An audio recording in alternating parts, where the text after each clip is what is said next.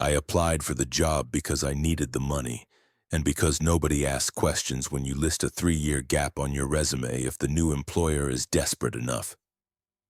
The university's Department of Applied Botany was desperate. They'd lost 2 groundskeepers in 4 months. One quit without notice. The other requested a transfer to the main campus and took a pay cut to get it. The ad said night shift greenhouse technician and listed wages 20% above market rate. I called the same day I saw it posted. The interview took place in a prefab office tucked between the stadium's loading docks and the service road that maintenance crews used. Dr. Reina Ibarra didn't smile when she shook my hand.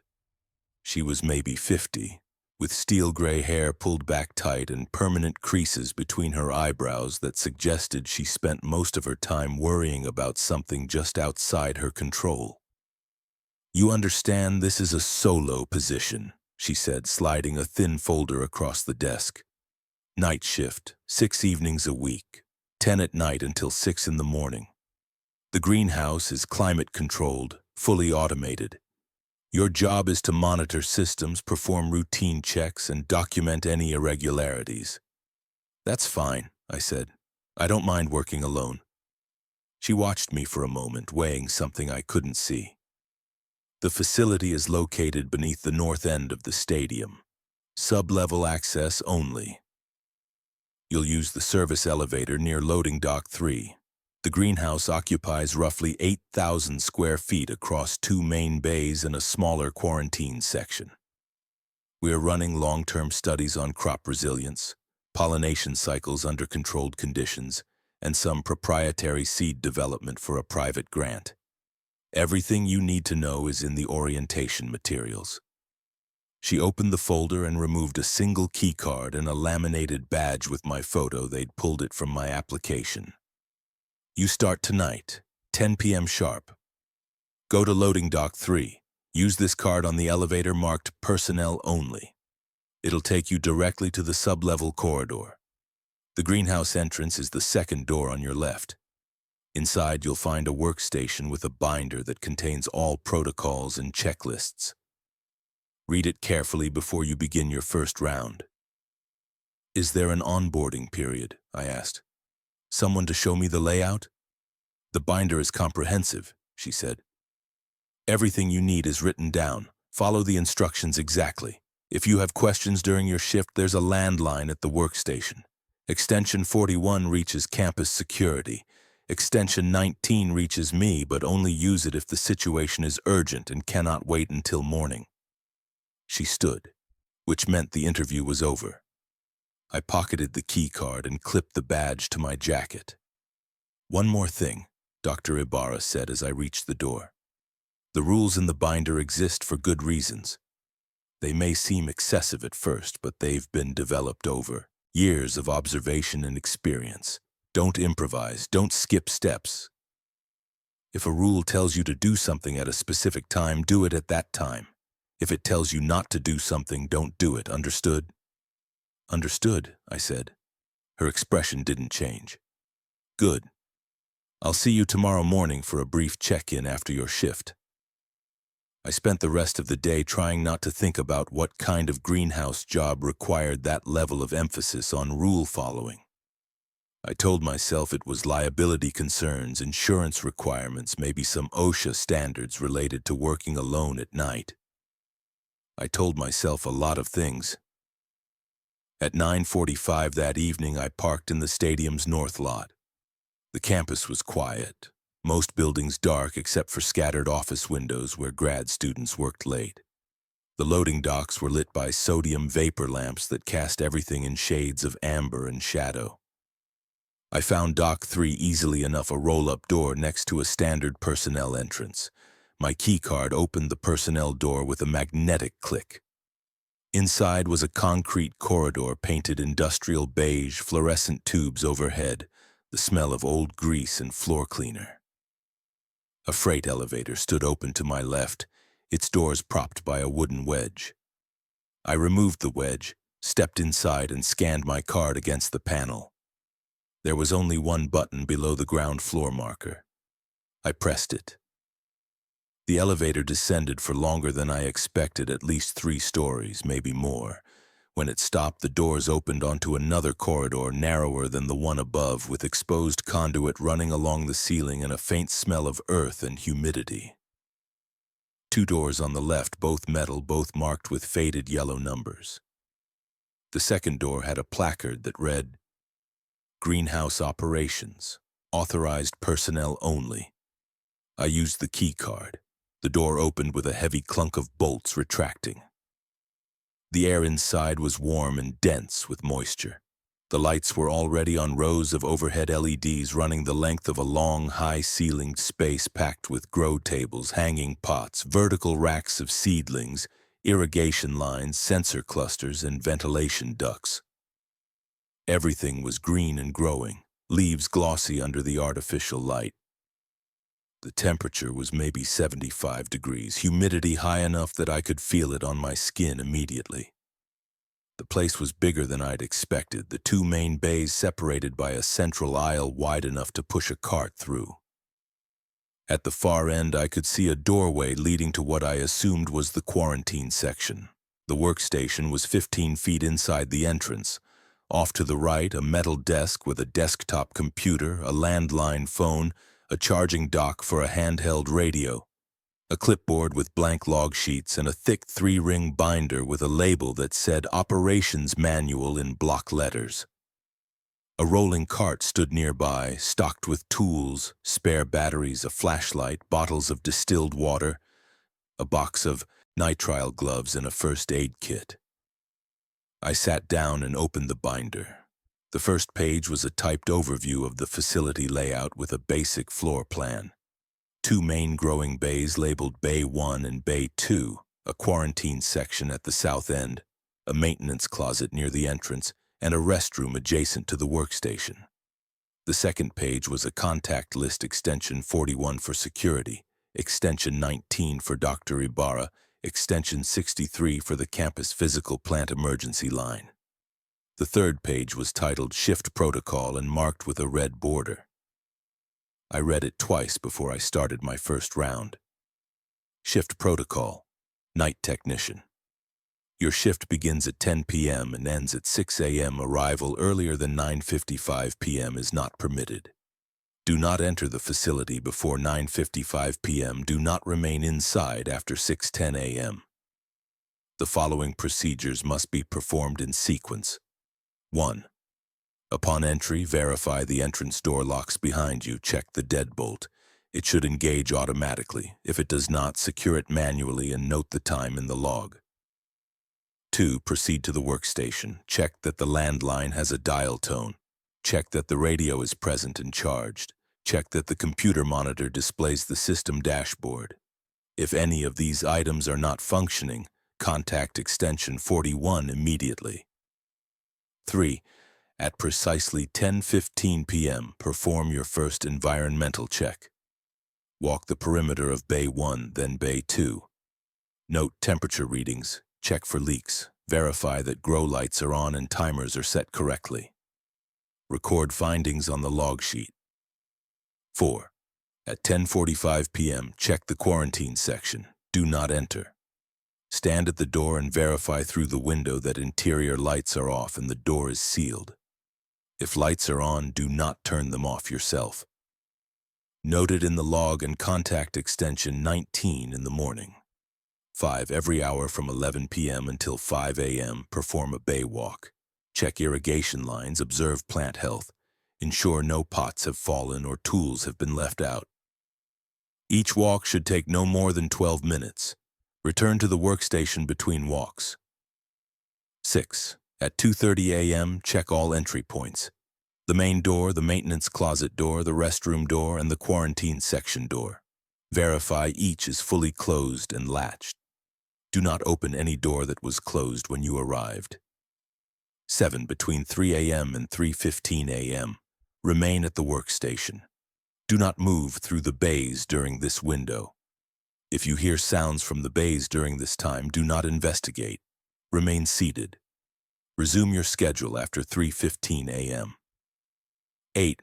At 4:30 a.m., Perform a final full check of both bays and record your observations. 9. At 5:50 a.m., begin end-of-shift documentation. Complete your log sheet, file any notes, and ensure the workstation is clean. 10. At precisely 6 a.m., exit the greenhouse. Do not leave before 5:55 a.m. Do not remain past 6:10 a.m. Below the numbered list was a short addendum in slightly smaller print. Additional notes. If you encounter any individual in the greenhouse other than yourself, do not speak to them. Do not ask who they are or why they are present. Proceed immediately to the workstation and call extension 41. Remain at the workstation until security arrives. If you hear your name spoken, do not respond. Continue your work. The restroom is for your use. If the restroom light is on when you arrive, do not use the restroom during your shift. If the light is off when you arrive, you may use it, but do not turn the light on. Use the flashlight from the cart if needed. The maintenance closet contains supplies and spare parts. It is kept locked. If you find it unlocked, lock it and note the time in the log. Do not enter the closet. Do not bring food into the greenhouse. Water is permitted. Do not consume anything you find inside the facility, even if it appears to be food you recognize. I set the binder down and checked my watch. 10:12. I had 3 minutes until the first environmental check. The rules were strange but not incomprehensible. Plenty of lab environments had strict protocols about contamination, access, timing. The bit about not responding if I heard my name was unusual. But I'd worked in a warehouse once where the supervisor had a similar rule. He didn't want workers yelling across the floor, and the policy was to use the radio or walk over if you needed someone. Maybe this was something similar, a way to minimize disruption to the plants or the monitoring equipment. The restroom thing was odd. I glanced toward the door marked restroom, maybe 10 feet from the workstation. The light was off, visible as a dark gap beneath the door. That was fine. I had a flashlight if I needed it. At 10:15, I stood and walked the perimeter of Bay 1. The space was narrow and long, with grow tables arranged in rows on either side of the aisle.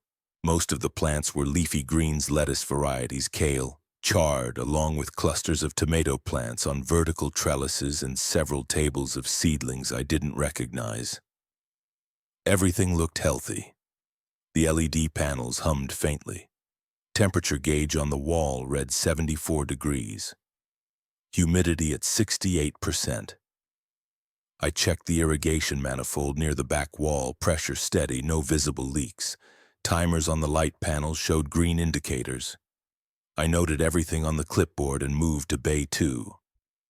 Bay 2 held more experimental setups, hydroponic towers, aeroponics rigs, rows of small pots with labeled stakes indicating seed varieties and dates. The air smelled like wet soil and fertilizer. I walked slowly, checking each section. One of the hydroponic pumps was cycling, a rhythmic hum and gurgle. Everything appeared normal. I recorded the temperature 75 degrees and returned to the workstation. 10:38. I sat down and reviewed the next steps.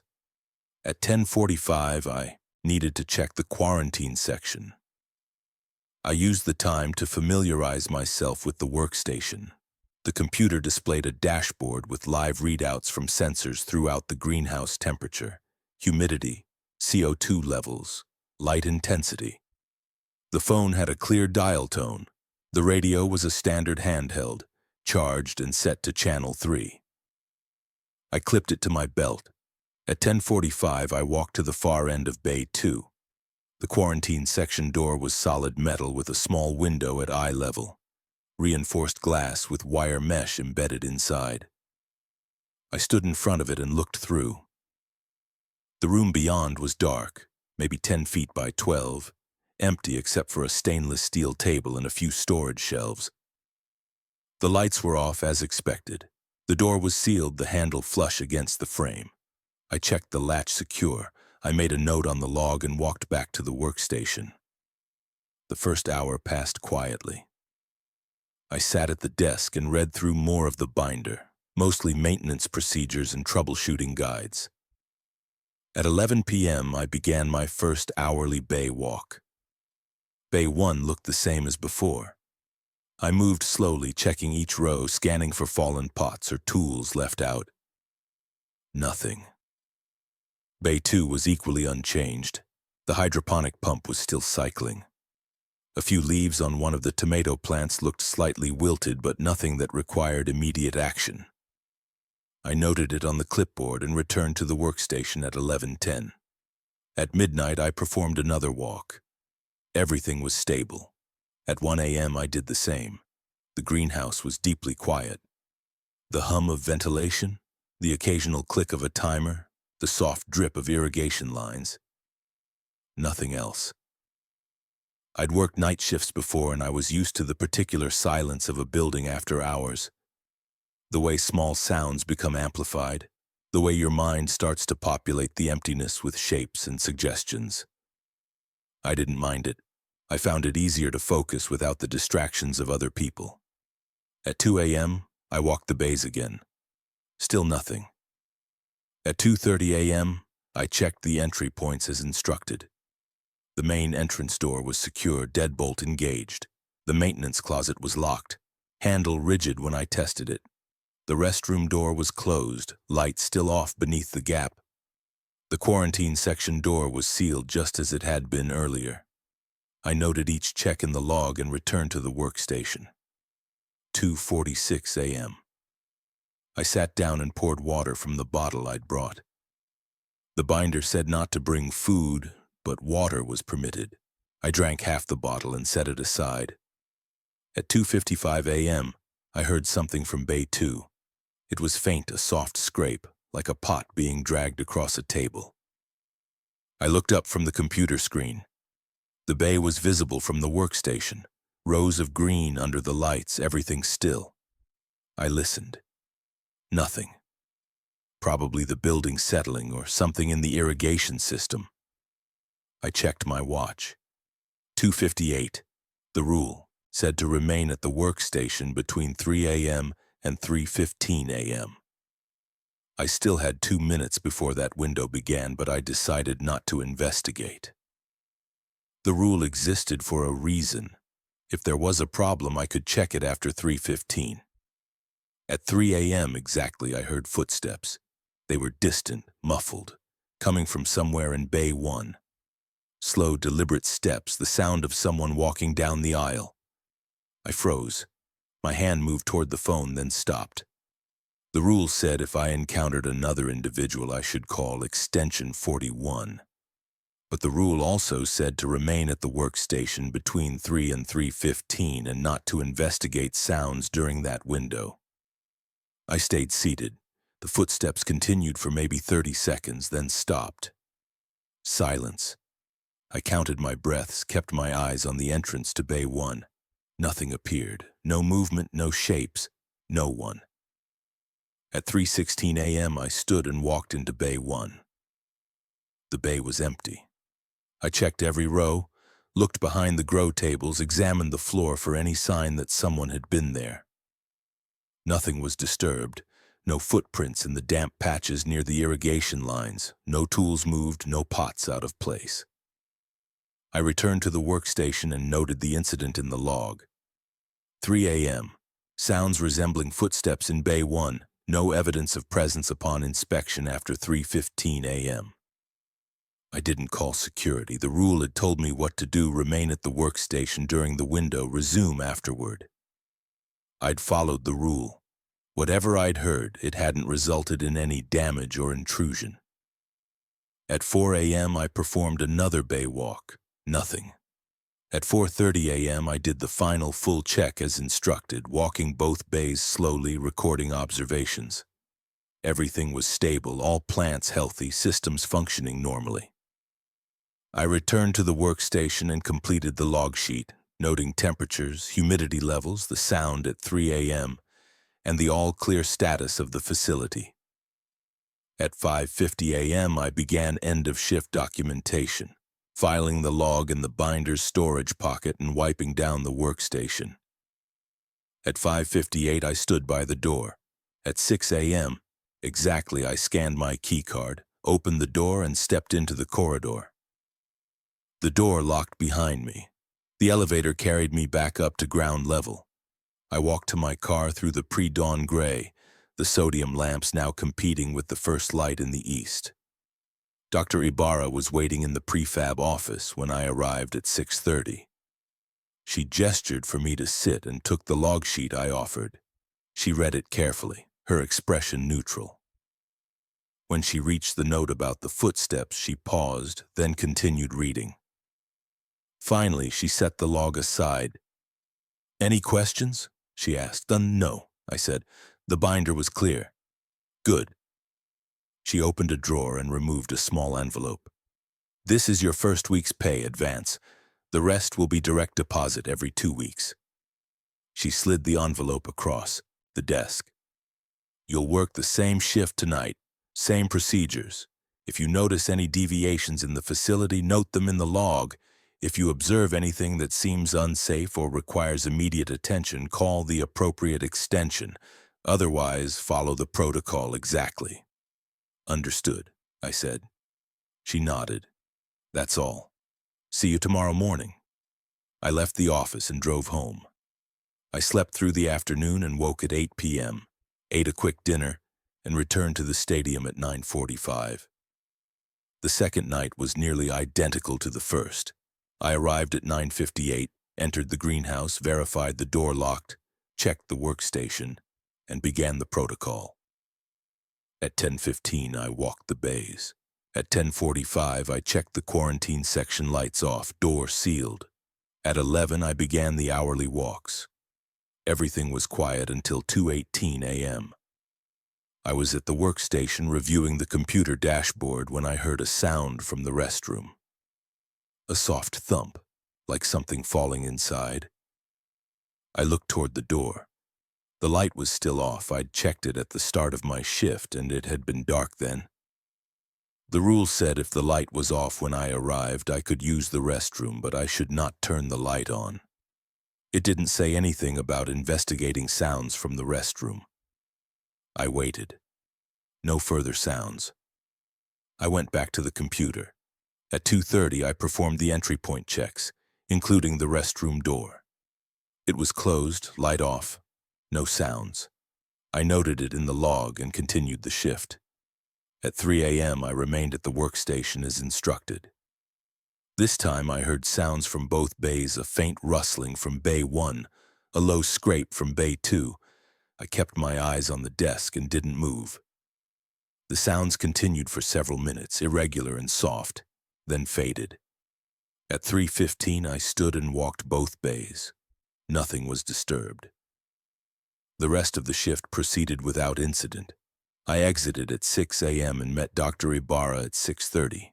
She reviewed the log, asked no questions, and sent me home. The pattern continued for the rest of the week. On the third night, the quarantine section lights were on when I checked at 10:45. I noted it in the log and did not try to turn them off. By the fourth night, they were off again. On the fifth night, I heard my name spoken softly from somewhere in Bay 2 at around 1:30 a.m. I didn't respond. I finished my bay walk and returned to the workstation. On the sixth night, the maintenance closet was unlocked when I checked at 2:30. I locked it and noted the time. Each morning, Dr. Ibarra reviewed my logs without comment. Each evening, I returned and followed the protocol. By the end of the first week, I'd developed a rhythm. The sounds no longer startled me. The strange windows of time don't move between 3 and 3:15, don't arrive before 9:55, don't stay past 6:10 became automatic. I stopped questioning why. I simply complied. On the 8th night, Dr. Ibarra called me into the prefab office before my shift began. "You're doing well," she said. "I want you to read this." She handed me a single sheet of paper typed, with a red border identical to the one on the first protocol page. "These are amendments to the existing rules. They've been added based on observations from recent months. Incorporate them into your routine starting tonight. I took the sheet and read. Protocol amendments. Effective immediately. In addition to the existing shift procedures, observe the following. 1. At exactly 11:30 p.m., stand at the threshold between Bay 1 and Bay 2. Count to 30. Do not cross the threshold during the count. After 30, continue your routine. 2. If you observe condensation on the quarantine section window that was not present during your earlier check, do not approach the door for the remainder of your shift. Noted in the log. 3. Between midnight and 1 a.m., if the phone rings, do not answer it. Let it ring until it stops. If it rings outside this window, answer normally and follow standard procedures. 4. If you find any item at the workstation that you did not place there, papers, tools, containers, do not touch it. Note its presence in the log. It will be removed during the day shift. 5. After 3:15 a.m., if you observe any plant that has fallen or tipped over, leave it. Do not pick it up or reposition it. Note its location in the log. 6. Do not hum, whistle, or sing while inside the greenhouse. Do not play music or audio of any kind. I looked up. Why the changes? Dr. Ibarra's expression didn't shift. Refinements based on observed patterns. These rules help maintain the integrity of the research environment and ensure your safety. Follow them exactly. She stood, which meant the conversation was over. I folded the paper and put it in my pocket. That night, I taped the amendment sheet into the front of the binder, right after the original protocol page. At 11:30 p.m., I walked to the threshold between Bay 1 and Bay 2. I stood with my toes at the edge of the tile transition and counted to 30, slow and even. Nothing happened. At 30, I stepped across and continued my bay walk. At 12:14 a.m., the phone rang. I was sitting at the workstation, updating the log. The sound was shrill in the quiet. I checked my watch. 12:14 inside the midnight to 1 a.m. window. I let it ring. It rang 6 times, then stopped. Silence. At 1:45 a.m., I found a small plastic container on the workstation desk near the keyboard. I hadn't placed it there. It was empty, lid off, sitting upright. I noted it in the log. 1:45 a.m. Unidentified plastic container found on workstation, not placed by technician. I left it where it was. The rest of the shift was quiet. At 3 a.m. I stayed seated. I heard the now familiar sounds, footsteps in Bay 1, a scrape in Bay 2, and waited them out. After 3:15 I walked the bays. One of the tomato plants near the back of Bay 2 had tipped over, its pot on its side, soil spilling onto the table. I noted it in the log and left it. By the end of the second week, I'd stopped thinking of the rules as strange. They were simply the procedure, a sequence of actions that kept the shift running smoothly. I didn't speculate about why the phone shouldn't be answered between midnight and 1, or why I needed to count to 30 at the bay threshold. I didn't need to know. I just needed to comply. On the 14th night, something changed. I arrived at 9:57 and entered the greenhouse. The entrance door locked behind me as always. I walked to the workstation, checked the phone, the radio, the computer. Everything was functional. I glanced toward the restroom. The light was off. At 10:15, I began my environmental check. Bay 1 looked normal, rows of greens, tomatoes on trellises, irrigation lines dripping steadily. I walked the perimeter, noted the temperature, checked the timers, everything stable. I moved to Bay 2. Halfway down the aisle, I saw something that stopped me.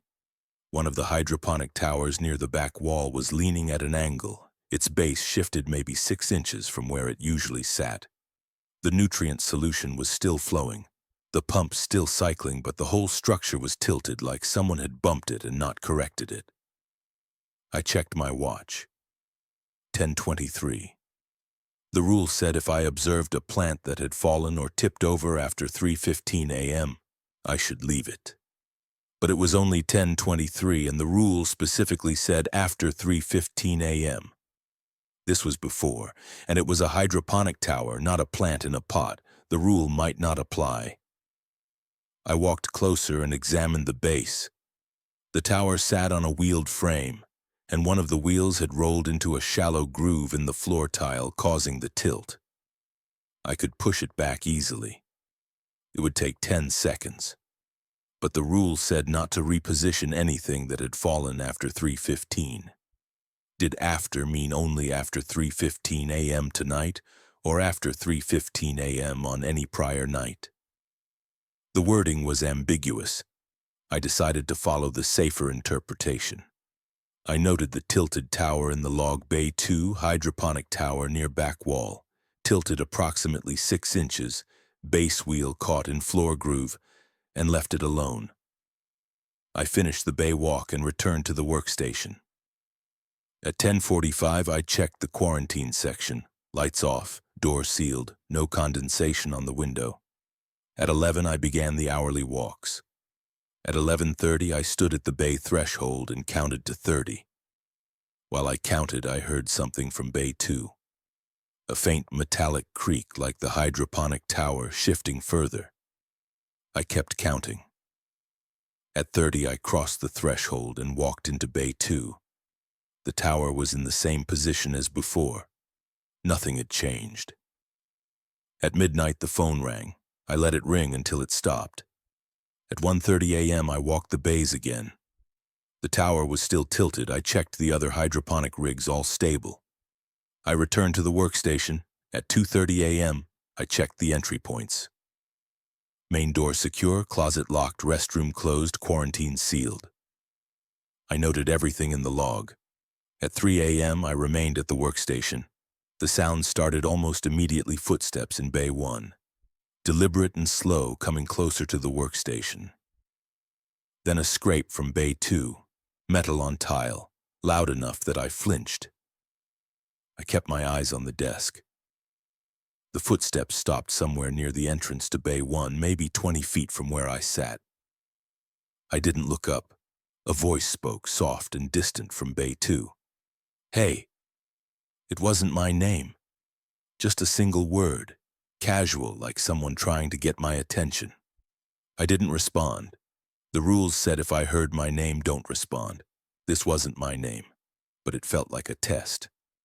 I stayed silent. The voice didn't repeat. The footsteps resumed, fading back into Bay 1. The scraping in Bay 2 stopped. At 3:15, the greenhouse, Yvonne, was silent again. I stood and walked both bays.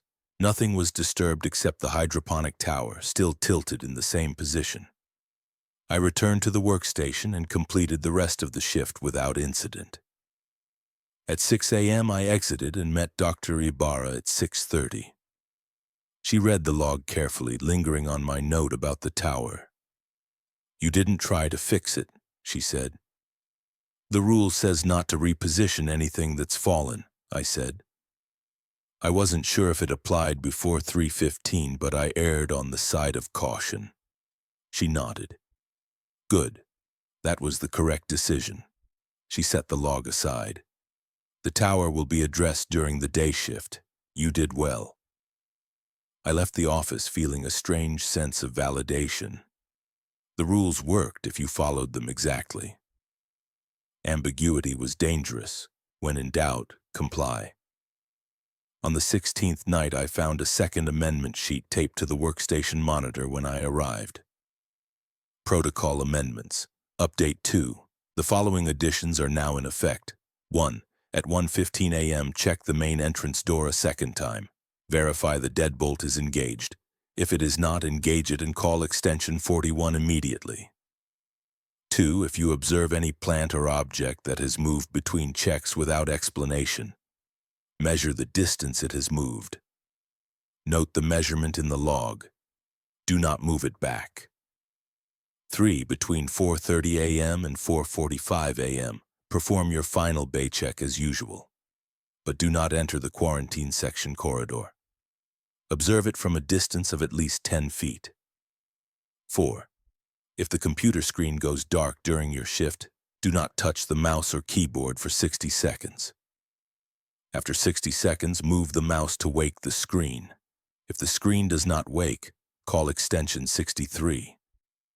5. Do not place any object on the floor near the threshold between Bay 1 and Bay 2. Keep the threshold clear at all times. 6. If you hear a repeating sound, knocking, tapping, dripping that occurs in a rhythmic pattern of exactly 3 repetitions followed by a pause, do not attempt to locate the source. Note it in the log and continue your routine. I read the amendments twice and tape the sheet into the binder next to the first set. That night I followed the updated protocol. At 1:15 a.m. I checked the main entrance door. The deadbolt was engaged. At 4:30 a.m. I began my final check but kept at least 10 feet back from the quarantine section corridor. I observed the door from a distance, sealed, lights off inside, no condensation. Everything appeared normal. At 2:40 a.m. I heard the rhythmic sound described in Amendment 6. 3 soft knocks, a pause, 3 more knocks, a pause. It came from somewhere in Bay 1, distant and regular. I noted it in the log and didn't investigate. The knocking continued for maybe 5 minutes, then stopped. The rest of the shift was quiet. By the end of the 3rd week, I'd memorized the entire protocol. The original 10 rules, the first 6 amendments, the second 6 amendments. 22 rules total, each with specific timing and conditions. I no longer needed to consult the binder. I moved through the shift automatically, checking my watch, counting steps, noting times and distances, filling out the log with precise observations. Dr. Ibarra's morning check-ins grew shorter. She'd review the log, nod, file it, and send me home. She stopped asking if I had questions. I stopped offering anything beyond what was required. On the 21st night, I arrived at the greenhouse and found the workstation disturbed. The binder was open, pages flipped to the middle section. The clipboard was on the floor. The radio was missing from its charging dock. I checked my watch. 10:02. I scanned the room quickly. The radio was on the edge of one of the grow tables in Bay 1, maybe 30 feet away, sitting upright near a cluster of seedling pots. I walked over, retrieved it, and returned it to the charging dock. I picked up the clipboard and set it on the desk. I closed the binder. I noted everything in the log. 10:02 p.m. Workstation disturbed upon arrival. Binder open, clipboard on floor. Radio located in Bay 1 on grow table approximately 30 feet from workstation. Items returned to proper positions. At 10:15 I began the environmental check. Everything in the bays appeared normal. At 10:45 I checked the quarantine section, lights off, sealed. At 11 I started the hourly walks. At 11:30 I stood at the bay threshold and counted to 30. While I counted, I felt a faint vibration through the floor, rhythmic and low, like machinery running somewhere beneath the greenhouse. It lasted for the duration of my count, then stopped when I reached 30. I crossed the threshold and continued the walk. The vibration didn't return. At midnight, the phone rang. I let it ring. At 1:15 a.m., I checked the main entrance door, deadbolt engaged. At 1:30 a.m., I walked the bays. In Bay 2, I found one of the aeroponic rigs had shifted position. It was still upright, still functioning, but it had moved approximately 8 inches toward the aisle. I measured the distance using the tape measure from the cart, noted it in the log, and left the rig where it was. At 2:30 a.m., I checked the entry points, all secure. At 3 a.m., I remained at the workstation. The sounds were louder tonight. Footsteps in Bay 1, multiple sets, overlapping and irregular. Scraping in Bay 2, continuous, like something heavy being dragged. A low hum from somewhere deeper in the facility below the greenhouse, sustained and mechanical. I kept my eyes down and my hands flat on the desk. The sounds continued for the full 15 minutes. At one point I heard something that might have been a voice, speaking softly, but I couldn't make out words. I didn't try to listen. At 3:15 the greenhouse was silent again. I walked both bays. The aeroponic rig in Bay 2 had moved another 3 inches. I measured and noted it. Nothing else was disturbed. I returned to the workstation and finished the shift. At 6 a.m. I exited. At 6:30 Dr. Ibarra reviewed my log. "You're noticing more activity," she said. "Yes," I said. "That's normal," she said. "The facility has rhythms. You're becoming attuned to them. Continue following the protocol. The rules are designed to keep you safe while these rhythms occur." She didn't explain what the rhythms were. I didn't ask. On the 24th night, I received a third amendment sheet. Protocol amendments. Update 3. Effective immediately. Incorporate the following. 1. At exactly 2:45 a.m. Verify that all grow lights in Bay 1 are functioning. If any section is dark, do not attempt to repair it. Note A. Continue it in the log and maintain distance from the dark section for the rest of your shift. 2. If you observe condensation forming on any interior surface, walls, ceiling, glass, measure its extent. If the condensation exceeds an area of 6 square feet, evacuate the greenhouse immediately and call extension 41 from the exterior corridor. 3. Do not bring any written materials into the greenhouse other than the provided log sheets. Do not bring books, notebooks, newspapers, or printed documents of any kind. 4. If the temperature in either bay drops below 70 degrees Fahrenheit, increase the thermostat by 2 degrees and note the time. If the temperature does not stabilize within 15 minutes, call extension 63. 5. At 4:15 a.m., count the number of pots on the grow table nearest the workstation in Bay 1. The count should be 14. If the count is different, note the discrepancy in the log, but do not adjust or move any pots. I read the new rules and added the sheet to the binder. At 2:45 a.m., I walked through Bay 1 and checked the grow lights. All sections were lit. At 4:15 a.m., I counted the pots on the nearest grow table, 14 as expected. The rest of the shift proceeded according to protocol. By the end of the first month, I'd worked 26 shifts. The greenhouse had become familiar: every table, every pot, every sensor, every sound. I knew which irrigation lines dripped more heavily, which timers clicked the loudest, which sections of floor tile were uneven. I knew the rhythm of the 3 a.m. window, the pattern of sounds that came and went, the things that moved and the things that stayed still. I stopped thinking of the job as strange. It was simply work. Precise, structured, demanding attention but not creativity. I followed the rules. I noted deviations. I completed the log. I left at 6 a.m. and returned the next night at 9:57. On the 28th night, Dr. Ibarra met me in the corridor outside the greenhouse entrance. She was holding a sealed envelope in a small plastic case. "I need you to perform an additional task tonight," she said. "Inside this case are 6 monitoring devices. They're small sensors, battery-powered with adhesive backing. At the times listed on the instruction sheet inside the envelope, place 1 sensor in each of the designated locations. Do not place them before or after the specified times. Follow the placement instructions exactly." She handed me the case and the envelope. "This is a one-time task. After tonight, the sensors will collect data autonomously and will be retrieved during the day shift. You won't need to interact with them again." "Understood," I said. She stepped aside. I entered the greenhouse and locked the door behind me.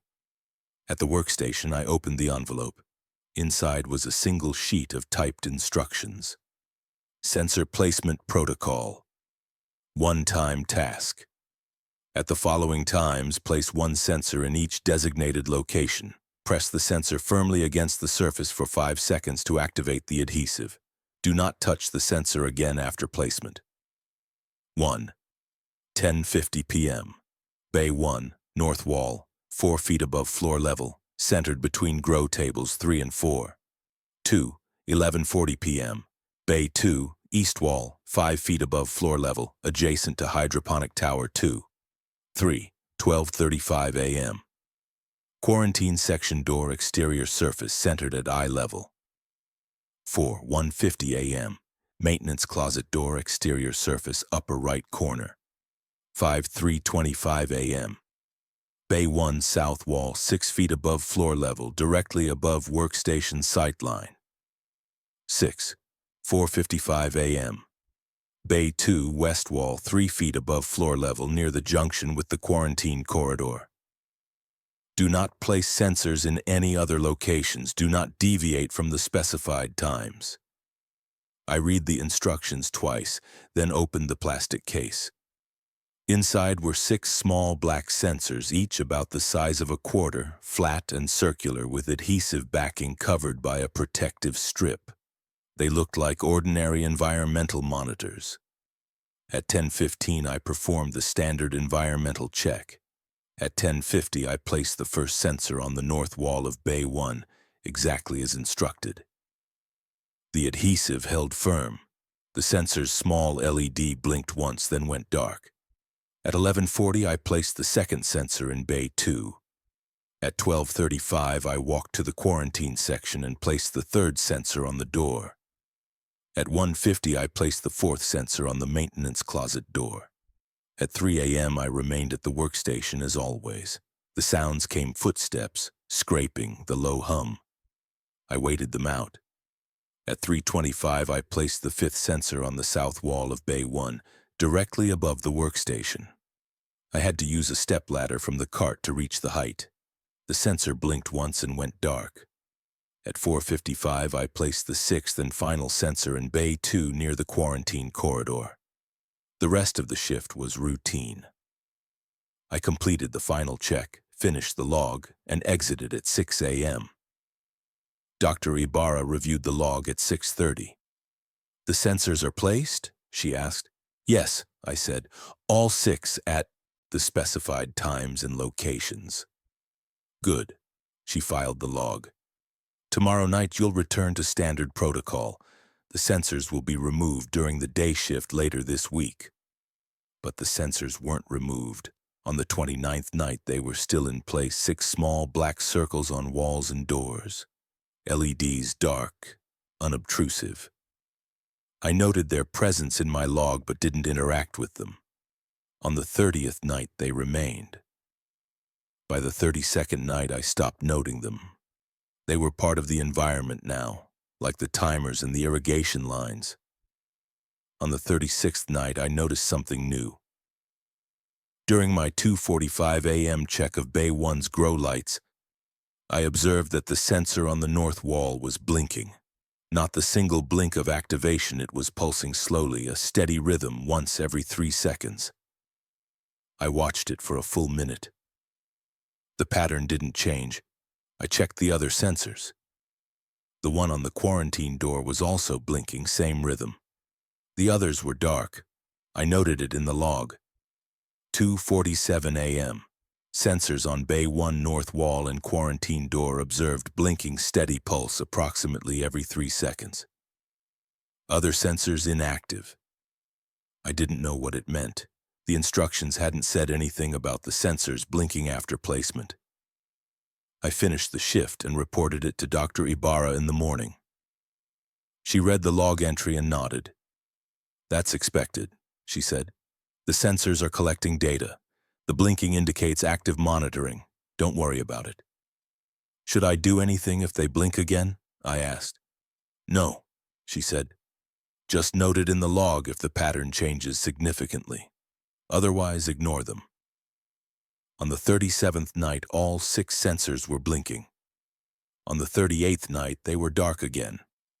On the 40th night, Dr. Ibarra handed me a 4th amendment sheet before my shift began.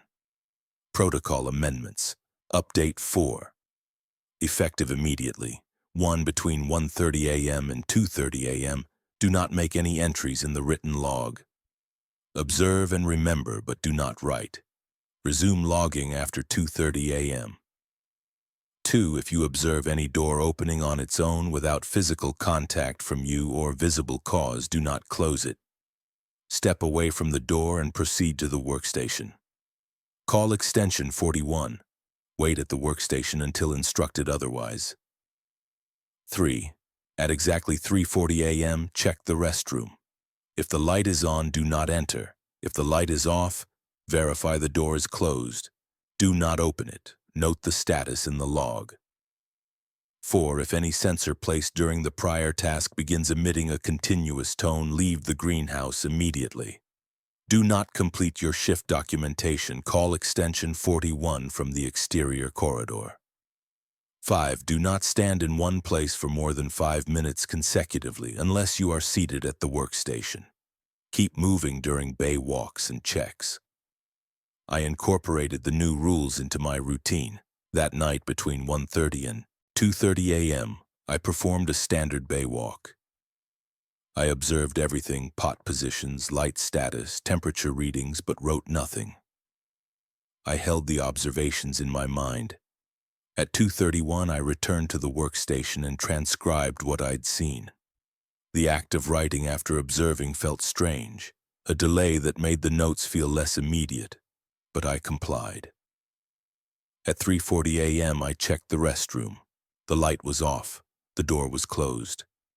I noted the status in the log and returned to the workstation. At 3 a.m., during the mandatory stillness, the sounds were different. Instead of footsteps and scraping, I heard a rhythmic tapping, sharp and metallic, coming from bay 2. 3 taps, pause, 3 taps, pause. It continued for the full 15 minutes. I recognized it as the pattern described in an earlier amendment: exactly 3 repetitions followed by a pause. I didn't investigate. At 3:15, the tapping stopped. When I walked bay 2 afterward, I found another aeroponic rig had moved. It was now 18 inches from its original position, shifted toward the quarantine corridor. I measured the distance and noted it in the log. The rest of the shift was quiet. On the 43rd night, I arrived at 9:57 and entered the greenhouse. The entrance door locked behind me. I walked to the workstation and immediately noticed something wrong. The binder was missing. I checked the desk, the cart, the shelves near the workstation. The binder wasn't there. The clipboard was present.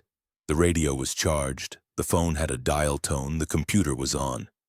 But the binder, the 3-ring binder with all the protocols, amendments, logs, and instructions, was gone. I checked my watch. 10:04. I had 11 minutes before the first environmental check. I searched the area around the workstation, then expanded to bay 1, looking on tables and shelves. Nothing. I walked into bay 2. Still nothing. At 10:14, I returned to the workstation. I couldn't find the binder, but I'd memorized the protocol. I knew the rules. I could complete the shift without the physical document.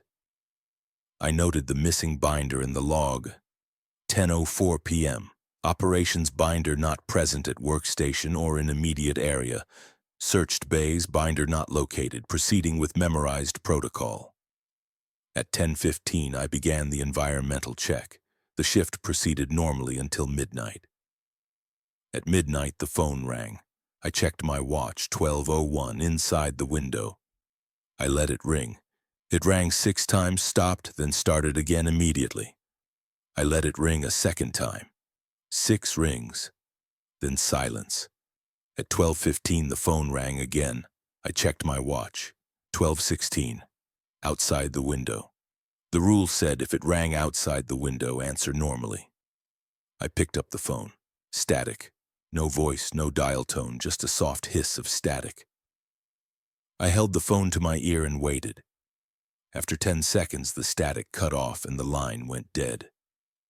I hung up. I noted it in the log.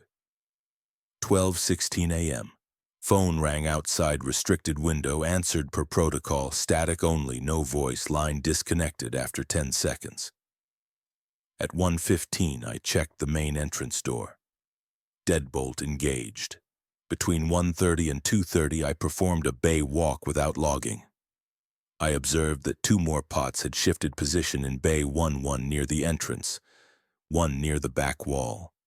I also observed that the sensor on the bay 2 west wall was blinking rapidly, not the slow pulse I'd seen before. I held the observations and waited. At 2:31, I returned to the workstation and wrote down what I'd seen. At 3 a.m., I remained seated.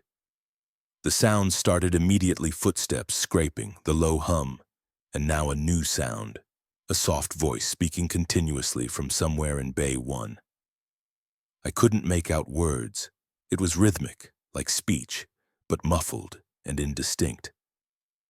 I kept my eyes on the desk. The voice continued for the full 15 minutes. At 3:15, the greenhouse was silent. I walked both bays. The pots I'd observed earlier were in the same shifted positions. The sensor on the west wall of bay 2 was no longer blinking. Everything else appeared stable. At 3:40, I checked the restroom, light off, door closed. At 4:15, I counted the pots on the nearest grow table in bay 1, 14 correct. At 4:30, I began the final full check. I kept 10 feet back from the quarantine corridor as required. The door was sealed, lights off inside, no condensation. I completed the shift documentation and exited at 6 a.m. Dr. Ibarra was waiting in the prefab office earlier than usual. "The binder is missing," I said, handing her the log. "I know," she said. She reached into her desk and removed a new binder, identical to the first. "This is your copy now. The previous binder was removed intentionally. We needed to verify that you'd internalized the protocol." She slid the new binder across the desk. "You performed correctly. Tonight you'll use this binder. It contains all the existing rules plus one additional amendment. Read it before your shift." I took the binder. "Why the test?" She looked at me evenly. "Because at a certain point, written instructions become a crutch. The protocol has to be instinctive. You have to trust your memory and your judgment. Last night proved you can." I nodded. She dismissed me. That evening before my shift, I opened the new binder. The first pages were identical to the original facility layout: contact list, shift protocol. The amendment sheets were all present, taped in sequence. At the end was a new sheet marked Protocol Amendments, Update 5. Protocol Amendments, Update 5. The following rules are now in effect. 1. If you observe a figure standing motionless in either bay, do not approach it. Do not speak to it. Move to the workstation and observe from a distance. If the figure remains motionless for more than 3 minutes, call extension 41. If the figure moves, note the time and direction in the log and continue your routine. 2. At 2:15 a.m., verify the count of sensors visible from the workstation. The count should be 2, bay 1 north wall, quarantine door. If the count is different, note it in the log, but do not investigate. 3. If you hear a voice speaking your name clearly and distinctly, followed by a specific instruction, do not obey the instruction. Note the time and the content of the instruction in the log. Continue your routine. 4. Do not enter bay 2 between 4 a.m. and 4:30 a.m. Observe from the threshold only. Resume normal access after 4:30 a.m. 5. If the main entrance door is found unlocked during any of your checks, do not lock it. Exit the greenhouse immediately and call extension 41 from the exterior corridor. I read the rules twice, memorize them, and tape the sheet into the binder. That night I followed the updated protocol. At 2:15 a.m. I looked toward the areas visible from the workstation. I could see the sensor on the bay 1 north wall blinking slowly. I turned toward the quarantine section corridor. I could see the sensor on the door from this angle, also blinking. 2 sensors, correct count. I noted it in the log, between 4 a.m. and 4:30 a.m. I remained at the workstation observing bay 2 from the threshold. The bay was quiet, all systems functioning normally. At 4:30 I resumed full access and completed the final check. The shift was otherwise routine. On the 47th night, something broke the pattern. I arrived at 9:57, entered the greenhouse, verified the door locked, and approached the workstation. As I reached the desk, I saw someone standing in Bay 2, a figure motionless, facing away from me, positioned near the center of the aisle between the hydroponic towers. It was tall, wearing dark clothing, standing completely still. I froze. The rule said if I observed a figure standing motionless, I should not approach, not speak, and move to the workstation. I was already at the workstation. I sat down and kept my eyes on the figure. It didn't move. I checked my watch. 10:01. I started a count in my head, tracking 3 minutes. The figure remained still. No sway, no shift in weight, no turn of the head. Just standing, facing the back wall of Bay 2. At 3 minutes, I reached for the phone and dialed extension 41. It rang twice. A man's voice answered. Security. This is the night technician in the greenhouse, I said. I'm observing a motionless figure in Bay 2. It's been motionless for over 3 minutes. Stay at the workstation, the voice said. Do not approach, we're sending someone. The line clicked off. I set the phone down and kept watching. The figure didn't move. 5 minutes passed. 10 minutes. At 10:17, I heard footsteps in the exterior corridor. The main entrance door opened. 2 security officers entered, both in uniform, both carrying radios. The older one approached the workstation. The younger one walked toward Bay 2. Where? The older officer asked. I pointed. Center of the aisle between the hydroponic towers. The younger officer walked into Bay 2, then stopped. He turned back toward us. There's no one here. I stood and looked. Bay 2 was empty. The aisle was clear. No figure, no dark clothing, nothing. It was there, I said. I watched it for over 10 minutes. The older officer exchanged a glance with his partner. We'll check the facility, you stay here. They walked through both bays, checked the maintenance closet, the restroom, the quarantine corridor. They found nothing. After 15 minutes, they returned to the workstation. The greenhouse is secure, the older officer said. No one else is inside. You're sure about what you saw? Yes, I said. He nodded. Noted in your log. If you see anything else unusual, call us again. They left. The door locked behind them. I sat down and wrote in the log. 10:01 p.m. Motionless figure observed in Bay 2, dark clothing, standing center aisle. Remained motionless for 10 minutes. Security called at 10:04 p.m. Arrived 10:17 p.m. Figure no longer present. Facility checked and secured. I completed the rest of the shift according to protocol. The figure didn't reappear. In the morning, Dr. Ibarra reviewed the log without comment. She filed it and sent me home. On the 50th night, I received a 6th amendment sheet. Protocol amendments. Update 6. Effective immediately. 1. Do not enter the quarantine section under any circumstances. Previous permissions to check the door at close range are revoked. Observe the quarantine door only from a distance of at least 15 feet. 2. If the ventilation system shuts off indicated by the cessation of the ambient hum, do not attempt to restart it. Note the time in the log and call extension 63 immediately. 3. At exactly 12:50 a.m., count the number of grow tables in Bay 1. The count should be 8. If the count is different, note the discrepancy in the log but do not investigate further. 4. If you observe water or any liquid pooling on the floor that was not present during a previous check, do not clean it or step in it. Mark the perimeter with objects from the cart, pots, tools to define the boundary. Note the location and approximate size in the log. 5. Between 5 a.m. and 6 a.m. remain at the workstation.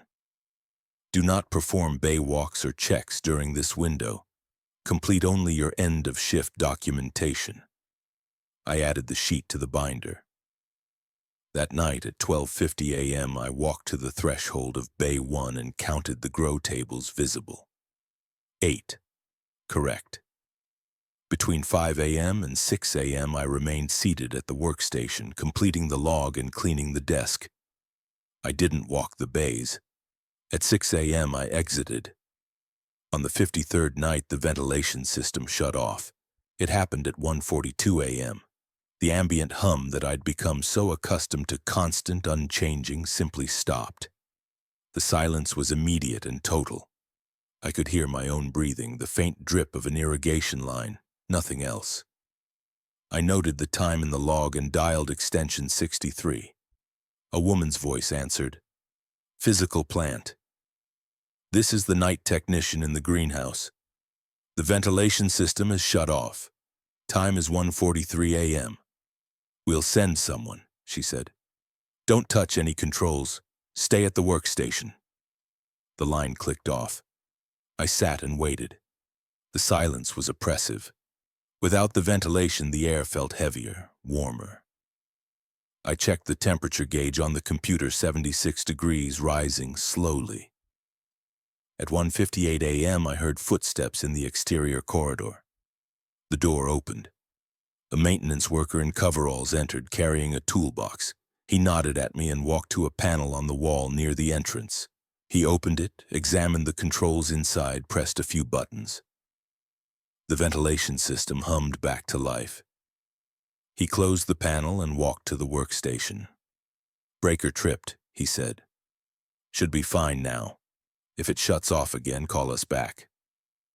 He left, the door locked behind him. I noted the incident in the log. 1:42 a.m. Ventilation system shut off. Extension 63 called maintenance arrived 1:58 a.m. Breaker reset. System restored. The rest of the shift was routine. By the end of the second month, I'd worked 56 shifts. The protocol had grown to 31 rules, 10 original, 21 amendments across 6 updates. I carried them all in my head, a web of conditions and actions, times and distances, permissions and prohibitions. I no longer questioned them. I simply moved through the shift, step by step, hour by hour, observing and noting and complying. The greenhouse had changed, or I had changed. It was difficult to tell which. The sounds were constant now, footsteps, scraping, tapping, voices. They came every night, predictable as the timers. I'd stopped flinching. I'd stopped feeling afraid. Fear required uncertainty, and I had none. I knew what to do. I knew the boundaries. On the 58th night, Dr. Ibarra met me in the corridor before my shift. We're entering a critical phase, she said. Over the next 2 weeks, the facility will experience increased activity. The existing rules remain in effect, but you'll receive additional protocols designed for this phase. Follow them exactly. Do not deviate. Do not improvise. Understood, I said. She handed me a sealed envelope. Read this before you start tonight. It contains emergency procedures. Keep the document at the workstation. If the conditions described occur, follow the steps precisely. I took the envelope and entered the greenhouse. At the workstation, I opened the envelope and removed a single sheet of red paper typed in bold print. Emergency protocols. Critical phase. If any of the following conditions occur, implement the corresponding procedure immediately. Condition Alpha. Prolonged auditory event. If you hear continuous vocalization, speaking, singing, humming, crying, from any location within the greenhouse lasting more than 5 minutes without pause, proceed as follows. 1. Move to the workstation if not already there. 2. Put on the noise-canceling headphones stored in the desk drawer. 3. Remain seated with headphones on until the vocalization stops. 4. Do not remove the headphones to check if the sound has ceased. Wait an additional 10 minutes after you believe it has stopped, then remove the headphones. 5. Note the time, duration, and approximate location of the vocalization in the log. Condition Bravo. Visual obstruction. If condensation, fog, or any form of visual obstruction reduces visibility to less than 10 feet in either bay, proceed as follows. 1. Move to the workstation immediately. Do not attempt to complete your current task. 2. Call extension 63, report the condition. 3. Remain at the workstation. Do not enter the affected bay. 4. If visibility does not improve within 30 minutes, evacuate the greenhouse and call extension 41 from the exterior corridor. Condition: Charlie, structural anomaly. If you observe any door, wall, or corridor that you do not recognize or that was not present during previous shifts, proceed as follows. 1. Do not approach the anomaly. Do not touch it or attempt to open it. 2. Move to the workstation and call extension 41 immediately. 3. Do not leave the workstation. Do not attempt to continue your routine. 4. Remain at the workstation until security or Dr. Ibarra arrives. Condition Delta. Threshold breach. If you observe any person, figure, or entity crossing the threshold between Bay 1 and Bay 2 during the 3 a.m. to 3:15 a.m. stillness window, proceed as follows. 1. Close your eyes immediately. Do not observe the crossing. 2. Count to 100 slowly. 3. Open your eyes. Do not look toward the area where the crossing occurred. 4. Remain at the workstation for the remainder of the stillness window. 5. After 3:15 a.m., proceed with your routine, but do not enter the bay where the entity crossed for the remainder of your shift. 6. Note the time and approximate location in the log. Use the phrase threshold breach exactly. Condition: Echo equipment cascade failure. If 3 or more systems fail simultaneously, lights, ventilation, irrigation, sensors, phone, proceed as follows. 1. Do not attempt repairs. Do not call any extension. 2. Collect the flashlight from the cart. 3. Move to the main entrance door. 4. Exit the greenhouse immediately. 5. Lock the door from the exterior corridor using your key card. 6. Call extension 41 from the corridor phone. 7. Do not re-enter the greenhouse until authorized by Dr. Ibarra. I read the document 3 times, memorizing each condition and procedure. I placed the red sheet in the front of the binder and began the shift. The night was quiet until 2:38 a.m. I was performing my entry point checks when I heard a voice from Bay 2. Soft and continuous, speaking in a steady rhythm. Not words I could understand, just vocalization, unbroken, flowing without pause. I checked my watch and listened. The voice continued. 2 minutes, 3 minutes, 5 minutes, condition alpha. Prolonged auditory event. I moved to the workstation, opened the desk drawer, and found a pair of black noise-canceling headphones. I put them on. The voice cut off instantly, replaced by soft white noise generated by the headphones. I sat and waited. I didn't know how long the vocalization lasted. I couldn't hear it. I watched the clock. 10 minutes passed. 15, 20. At 3 a.m. I was still seated, headphones on, the stillness window beginning. I kept the headphones on through the entire window. At 3:15, I waited another 10 minutes, then removed them. Silence. I noted the incident in the log.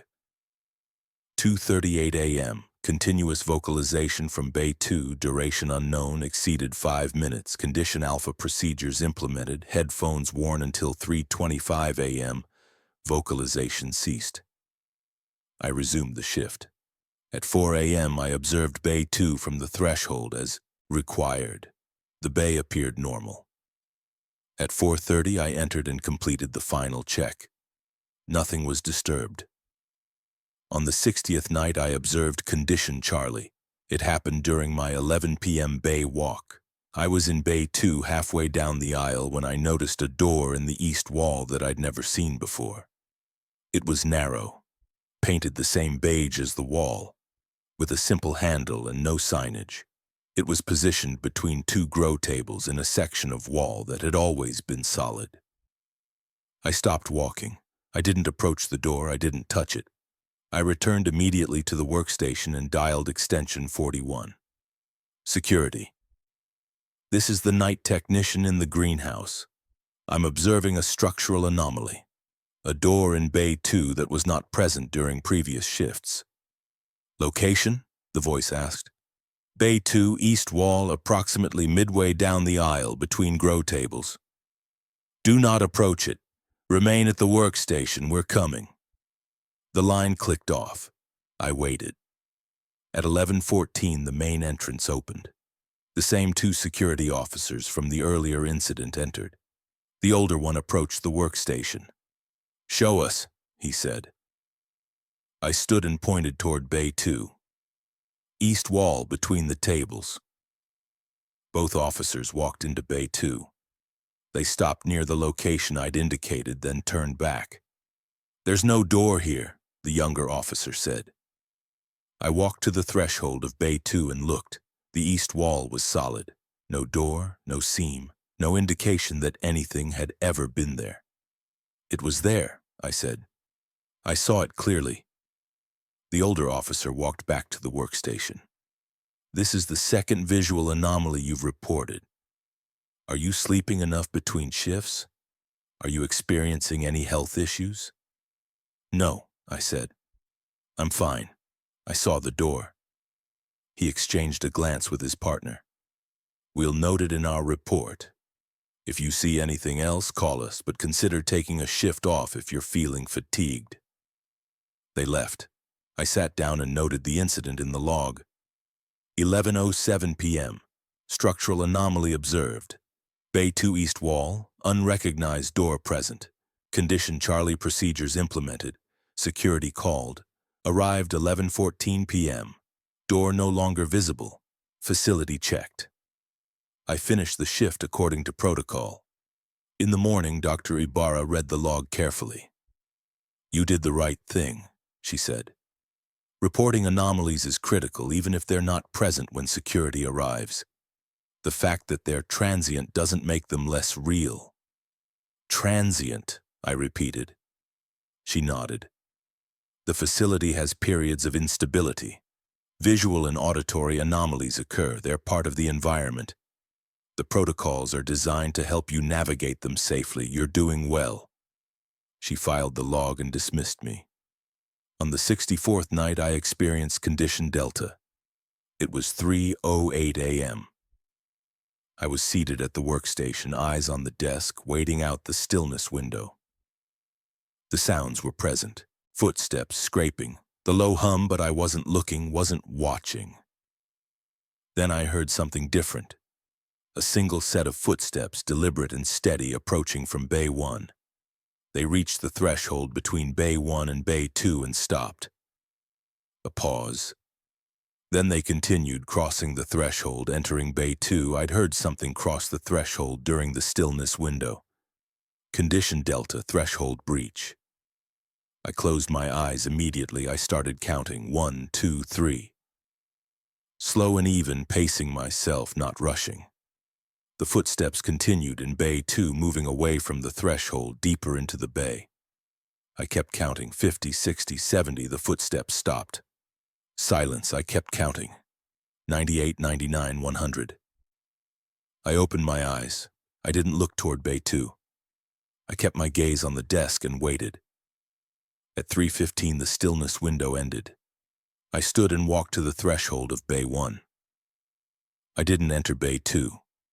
For the rest of the shift, I observed Bay 2 only from a distance, completing checks from the threshold. I didn't enter. At 4 a.m., I observed it as required. At 4:30, I remained at the threshold. At 5 a.m., I returned to the workstation. I noted the incident in the log. 3:08 a.m. Threshold breach, entity crossed from Bay 1 to Bay 2 during stillness window. Condition Delta procedures implemented. Bay 2 access restricted for remainder of shift. At 6 a.m. I exited. Dr. Ibarra reviewed the log without expression. You followed the procedure exactly, she said. That's good. The breach was contained. Tonight you'll resume normal access to Bay 2. What crossed? I asked. She looked at me for a moment. It's better not to speculate. The rules exist to manage the activity, not to explain it. Continue following the protocol. On the 68th night, I arrived at the greenhouse and found the door already unlocked. I approached the entrance at 9:57, scanned my keycard, and pushed. The door opened without resistance. The deadbolt wasn't engaged. The door had been left unlocked. Condition wasn't exactly covered by the emergency protocols, but Amendment 5 was clear. If the main entrance door is found unlocked during any check, exit immediately and call extension 41. I stepped back into the corridor and used the wall-mounted phone to dial extension 41. Security. This is the night technician. I've arrived at the greenhouse and the main entrance door is unlocked. I'm in the exterior corridor. Wait there. Don't enter, we're coming. I waited. 5 minutes later, the 2 security officers arrived. The door was unlocked when you arrived? The older officer asked. Yes, I said. I scanned my card and it opened without the deadbolt retracting. It was already open. He nodded. Both officers entered the greenhouse. I waited in the corridor. 10 minutes passed. They returned. The facility is clear, the older officer said. No signs of intrusion, no damage, all systems functioning. The deadbolt must have failed to engage when the day shift left. You can start your shift now. I entered the greenhouse, the door locked behind me with the familiar clunk of the deadbolt. I walked to the workstation and noted the incident in the log. 9:57 p.m. Main entrance door found unlocked upon arrival. Security called. Facility checked and cleared. Shift commenced 10:19 p.m. I began the shift 20 minutes late, but I adjusted the timing of my checks to maintain the required intervals. Everything proceeded normally. I worked the greenhouse for 90 nights total. The rules kept me alive. On my last shift, Dr. Ibarra met me at dawn. You've done well, she said, handing me a sealed envelope. Your replacement starts tonight. Inside was a bonus check and a handwritten note. Thank you for your precision. I drove home as the sun rose, knowing I'd survived by following every rule exactly. That evening, I saw the job posting online again. New hire needed. Night shift. Good pay. I didn't call to warn them. The rules would teach them or they wouldn't last.